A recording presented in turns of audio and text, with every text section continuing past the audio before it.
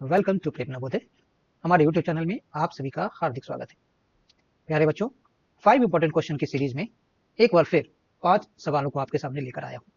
इस वीडियो को अंत तक देखें एवं जवाहर नवोदय में सफल होने के अपने सपने को साकार करें। धन्यवाद। Question number 1। ए किसी काम को 10 दिन में पूरा कर लेता है, जबकि बी को उसी काम को पूरा करने में 12 दिन लगते हैं। यदि दोनों एक साथ काम करें तो उस काम को कितने दिन में पूरा कर लेंगे? तो देखिए, ए अगर 10 दिन में कंप्लीट कर रहा है तो ए जो है एक दिन में कितना करेगा? एक दिन में वो काम का 1/10 भाग करेगा। उसी तरह बी अगर 12 दिन में कंप्लीट कर रहा है तो एक दिन में वो 1/12 भाग कंप्लीट करेगा। अब दोनों अगर मिल जाते हैं तो एक दिन में कितना करेंगे? 1/10 प्लस 1/12 भाग। अब क्या करना होगा? इनको जोड़ेंगे तो 10 और 12 का हमको लसा यानी एलसीएम निकालना होगा। 2 से 5 बार में 6 बार में, 2 से 5 एज इट इज, 2 6, 3 से करेंगे 5 एज इट इज, 1 5 से 1 1, यानी एलसीएम जो है, एलसीएम आया हमारा 2 गुने 2 गुने 3 गुने 5। अब जब भी 2 और 5 हो गुना करने में तो 2 और 5 को अलग से मल्टीप्लाई करेंगे।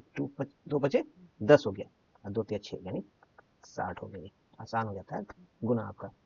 60 एलसीएम हो गया। अब 10 को 60 बनाने के लिए 6 से गुना करेंगे तो 1 को भी 6 से करेंगे तो ये 6 हो गया। 12 को 60 बनाने के लिए 5 से गुना करेंगे तो 1 को भी 5 से गुना करेंगे यानी ये 5 हो जाएगा। तो ये आ गया 11/60, यानी एक दिन में 11/60 पार्ट कंप्लीट करते हैं दोनों। तो आंसर हो जाएगा, इसका जस्ट उल्टा कर देंगे तो हमारा पता चल जाएगा कितने दिन में दोनों मिलकर काम कंप्लीट करेंगे। 60/11 डेज। इसको मिश्रित भिन्न में कन्वर्ट करेंगे। 11 बचे 55, बचा 5, यानी 5 सही 5/11 दिन में कंप्लीट करेंगे। आंसर हो गया option number A. Question number 2।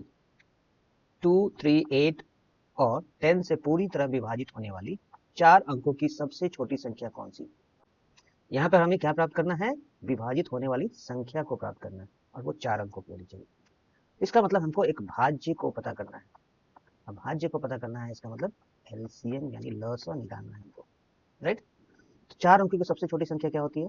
वो होती है ये। और 2 3 8 और 10 का हम लोग लसा निकालेंगे। 2 3 8 एंड 10। 2 से करेंगे 1 3 4 एंड 5। फिर 2 से करेंगे 1 3 2 5।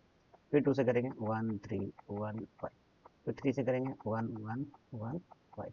फिर 5 से करेंगे 1 1 1 1। यानी हमारा एलसीएम क्या आया? एलसीएम आया 2 गुना 2 गुना 2 गुना 3 गुना 5। फिर से 2 और 5 आया, इसको पहले अलग से मल्टीप्लाई करेंगे। 2 दूना 4 या 12, यानी 120 हो गया एलसीएम हमारा, राइट? अब क्या करेंगे?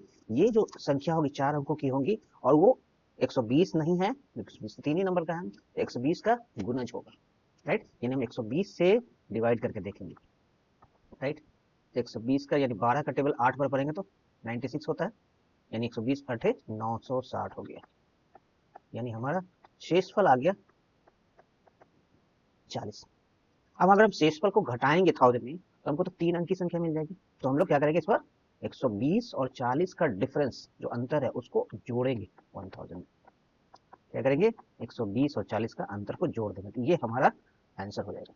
120 में से 40 गया, कितना बचा? 80, यानी 1000 प्लस 80 यानी 1080 हमारा आंसर है, option number C. Question number 3। 3 लोगों ने क्रमशः 3 रुपए, 5 रुपए 25 पैसे और 6 रुपए 75 पैसे में कुछ नारंगियां खरीदी। एक नारंगी की अधिकतम कीमत क्या होगी? ये जो भी हम लोग नारंगी की अधिकतम कीमत निकालेंगे उस कीमत का गुणज होगा 3 रुपया, 5 रुपए 25 पैसे और 6 रुपया 75 पैसे। यानी ये जो कीमत है वह इन तीनों संख्याओं का एक कॉमन गुणनखंड होगा। कॉमन गुणनखंड यानी कॉमन फैक्टर होगा। और ये चूंकि अधिकतम है तो ये क्या होगा? एचसीएफ यानी मौसा होगा। यानी हमको इन तीनों संख्याओं का मौसा निकालना है, राइट?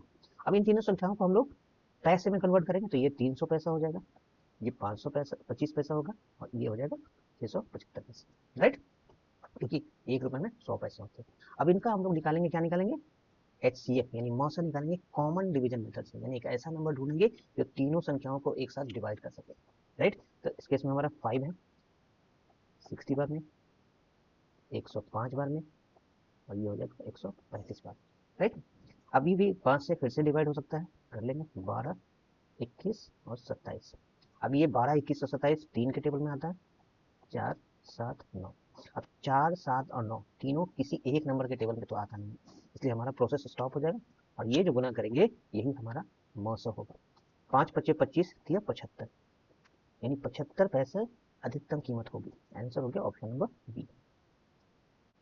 क्वेश्चन नंबर 4, एक धनराशि 16 वर्ष में साधारण ब्याज से दुगनी हो जाती है, वार्षिक दर क्या होगी? यानी अगर मूलधन आपके पास x था तो ब्याज से दुगनी हो गई, इसका मतलब ब्याज कितना है? साधारण ब्याज आपका है वो भी x ही है, तभी तो इन दोनों को जोड़ेंगे तो मिश्र धन जो है वो 2x है, राइट। यानी मूलधन का 100% आपका ब्याज मिल रहा है, यानी ब्याज जो है वो 100% है। कितने साल में? 16 साल में। 16 साल में ब्याज है आपका 100%। तो एक साल में कितना होगा? 100/16%। ये हमने सीखा है एक नियम में, 4 × 16 4 × 25, यानी 25/4%, यानी 4 × 24 और 1 25, 6.25% इसको बोलते हैं, 6 होल 1/4%। Option number B. एक तो यह तरीका है बिना किसी फॉर्मूले के बनाने का। दूसरा तरीका अगर हम फॉर्मूले का यूज करें तो कैसे बनेगा वो भी हम लोग देखेंगे। फॉर्मूला सिंपल सा फॉर्मूला जो है बेसिक फॉर्मूला, केवल उसी को याद रखिए, बाकी 3 और फॉर्मूला जो होता है उसको याद रखने की जरूरत नहीं है। हमको रेट निकालना है तो रेट को यहीं छोड़ देंगे, बाकी चीज़ों को शिफ्ट करेंगे तो क्या हो जाएगा? रेट का फॉर्मूला खुद ब खुद आएगा आपके पास। SI इंटू ये बाकी चीज़ें जो है साइड चेंज करेंगी तो उल्टा हो जाएंगे, 100/P × T। इसी को आप लोग लिखते हैं SI into 100 upon P × T। Same formula है तो याद अलग से रखने की जरूरत नहीं है। SI कितना है आपके पास? ब्याज है x इंटू 100, मूलधन भी x है, टाइम है आपके पास 16 साल, x कट गया, आ गया ना 100/60, वही आया था उधर भी, 4 × 16 4 से 25 का, यानी 25/4% हुआ ये, और इसी को हम लिख सकते हैं 6 होल 1/4%, राइट। अब इसी क्वेश्चन में पूछा जाता है कि 16 वर्ष में साधारण ब्याज से 3 गुना हो जा रहा है, ये 4 गुना हो जा रहा है, तब क्या करेंगे? उस केस में देखिए, अगर मान लीजिए 3 गुना हो रहा है, इसका मतलब ब्याज है 200%, x और 2x हो गया ब्याज। उसी तरह अगर 4 गुना होता है तो 4 से 1 कम कर दीजिए, 3 गुना, यानी 300% होता है आपका ब्याज।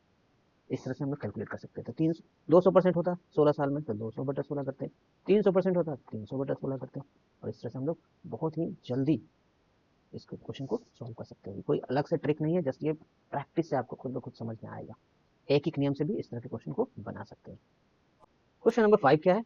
अंक 5, 1 और 6 का प्रयोग करते हुए 5 अंकों की सबसे छोटी संख्या क्या होगी? किसी 2 अंक का प्रयोग 2 बार करना है, यानी हमारे पास 5 पोजीशन है, 5 अंक की संख्या बनानी है और 5, 1 और 6 का इस्तेमाल करना है, किसी 2 अंक को 2 बार इस्तेमाल करना है। क्योंकि हमको सबसे छोटी संख्या बनानी है इसलिए हम सबसे छोटे अंक 1 और 5 को रिपीट करेंगे, 1 1 5 5 6, यही है हमारा आंसर, ऑप्शन नंबर सी। प्यारे बच्चों, आज की वीडियो यदि पसंद आई हो तो इसे लाइक करें, अपने दोस्तों के साथ शेयर करें एवं इस चैनल को सब्सक्राइब जरूर करें। धन्यवाद।